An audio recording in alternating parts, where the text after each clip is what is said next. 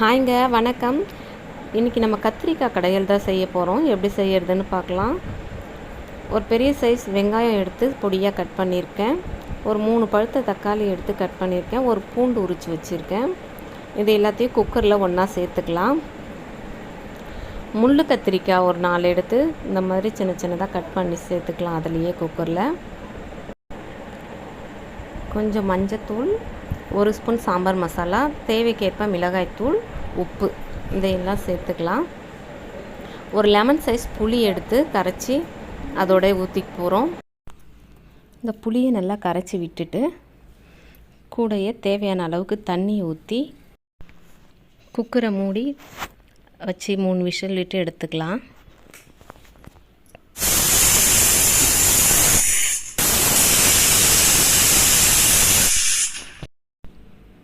பார்த்திங்கன்னா காய் நல்லா வெந்திருக்கு.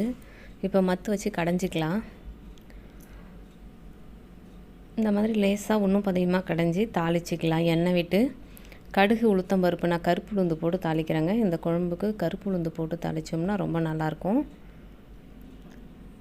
கூட கருவேப்பிலை சேர்த்து கடைஞ்சி வச்சுருக்கிற கத்திரிக்காயும் இதோடு சேர்த்து கலந்து விட்டுற வேண்டியது தான்.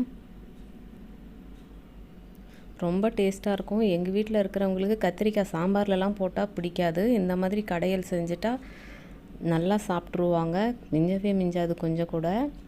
நீங்களும் இந்த மாதிரி செய்து பாருங்கள். கலந்து விட்டு கொத்தமல்லி தழையை தூவி ஆஃப் பண்ணிட வேண்டியது தான். இன்றைக்கி எங்கள் வீட்டில் சாதத்துக்கும் இது தான்.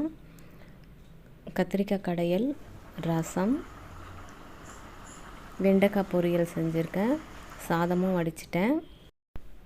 இன்றைக்கி எங்கள் வீட்டில் இதுதான் சமையல்.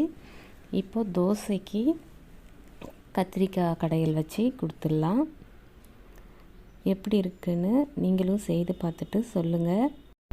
ரொம்ப டேஸ்ட்டாகவும் இருக்கும், சிம்பிளாகவும் இருக்கும். தேங்க்யூ.